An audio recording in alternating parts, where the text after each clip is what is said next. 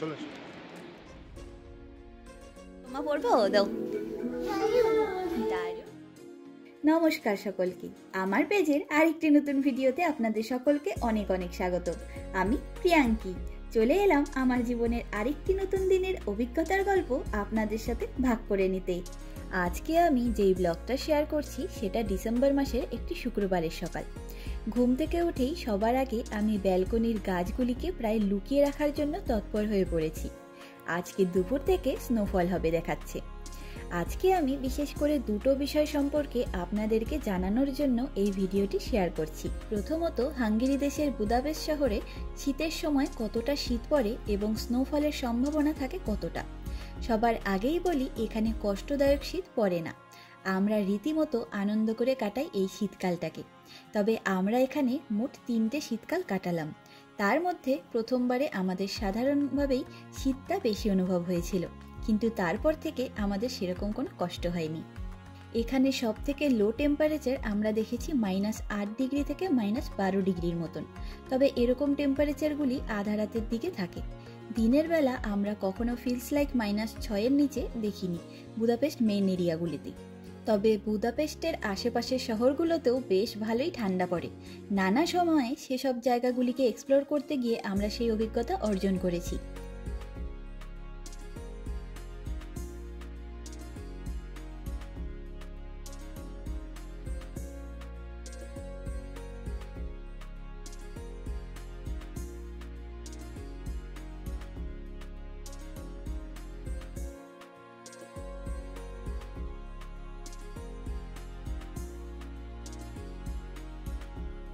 আর বাইরের পরিবেশটা দেখেছেন, একেবারে মেঘাচ্ছন্ন। স্নোফল করার জন্যই যেন মেঘেদের আজকে এত তোড়জোড়। এদিকে গাছগুলিও গুছিয়ে নিয়েছি। এবারে চলুন রান্নার দিকে যাওয়া যাক।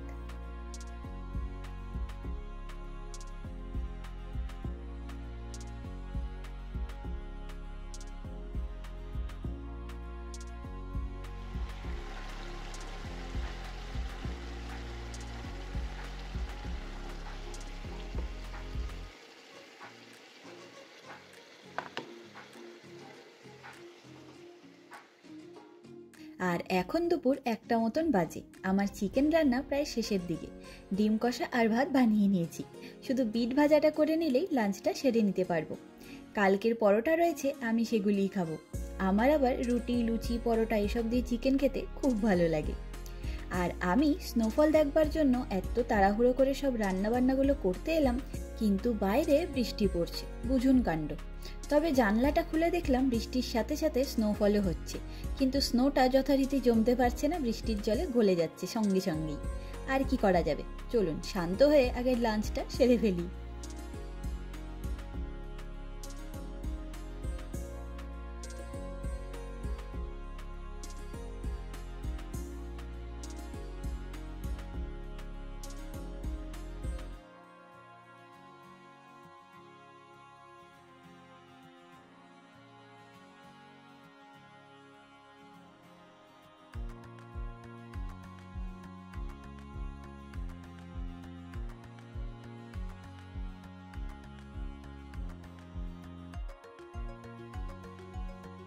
তবে দুপুর 1:30 নাগাদ অবশেষে বৃষ্টির পরিমাণ কমতে শুরু করেছে আর স্নোফলের পরিমাণটা বাড়তে আরম্ভ করেছে। বেশ মজাই হলো। আমি লাঞ্চটা সেরেই স্নোফলটাকে এনজয় করবার সুযোগ পাবো এবং বুট জুতো পরে ব্যালকনিতে গিয়ে দাঁড়াবো।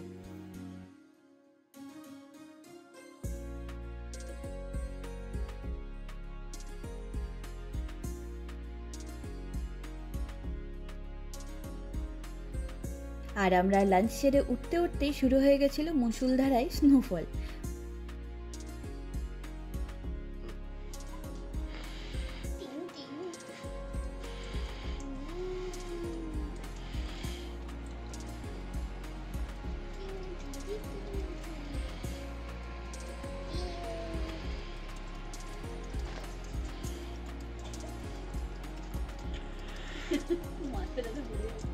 তাতিয়ে তাতিয়ে হবে।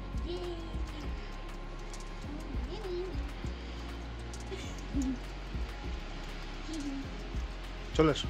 না না, লম্বা ভিডিও করে দাও। শুরু করলাম, এবার কর।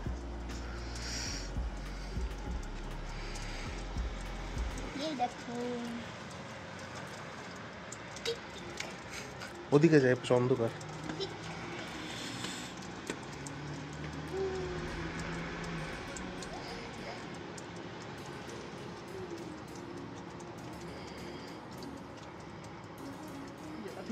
ফটো তুলবো, ওদিকে যা। কোথায় যাবো বল?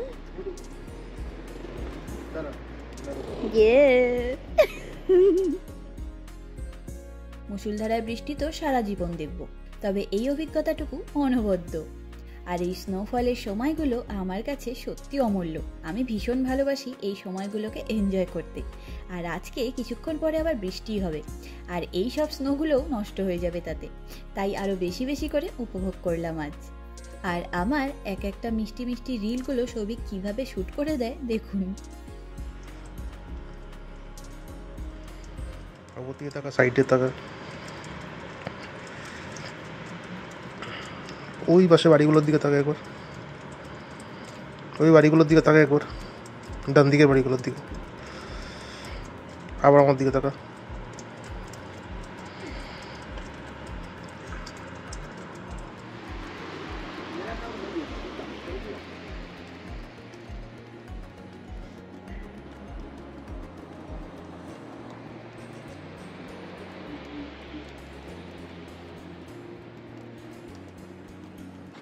আর বেশ খানিকক্ষণ বাইরে থেকেছি, এবার ঘরে যেতে হবে, নইলে ভীষণ ঠান্ডা লেগে যাবে।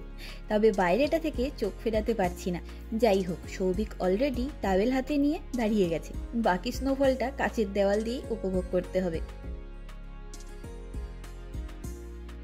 আর আজকে শনিবার, আমি আর রিয়া আজকে নিজেদের হেয়ার কাটিং করাতে যাব। শীতের সময়টা এখানে লং হেয়ার থাকলে সেটা মেনটেন করা খুব ঝামেলার ব্যাপার। আমি যখন 2023-এর জানুয়ারি মাসে এখানে এলাম, তখন আসার আগে একবার হেয়ার কাট করিয়ে এসেছিলাম। আগের বছরও আমি অক্টোবর মাসে হেয়ার কাটিং করিয়েছিলাম, তবে তখন আমি ইউটিউব চ্যানেল ওপেন করিনি, তাই সেই ব্যাপারটা নিয়ে আমি কোনো ব্লগ বানাইনি। এবারে আসি বুদাপেস্টে একজন ফিমেলের হেয়ার কাটিং করানোর খরচ কত হয়। যদিও এখানে ছেলে এবং মেয়েদের স্যালনের খরচা প্রায় একই রকম।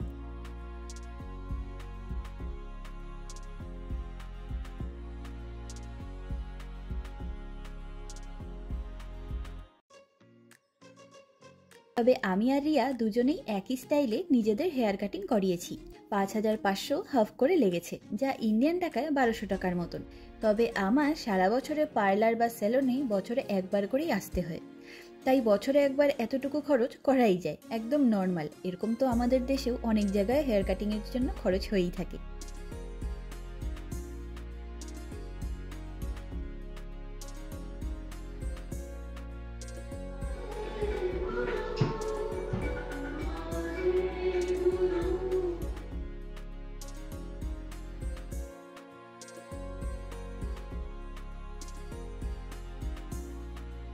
আর এদিকে আমার হেয়ার কাটিং শেষ হয়ে গেছে এবং ওদিকে রিয়াও বসে গেছে হেয়ার ওয়াশ করাতে। আর এই হলো আমাদের কিট্টু বুড়ি। চম্মা পড়বো দাও,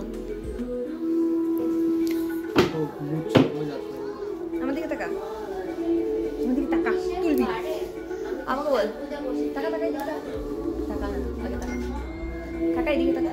আমাকে কেমন লাগছে? দারুণ। হামিদে হামিদে হামিদে একটা হামিদে। তাতাই বাইরে গেছে।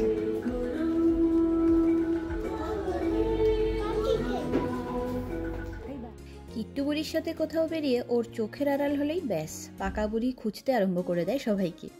যাই হোক, চলুন আজ তবে গল্পের ঝুড়ি গুছিয়ে নিই। দেখা হবে, গল্প হবে পরের একটি নতুন অভিজ্ঞতার গল্প নিয়ে খুব তাড়াতাড়ি।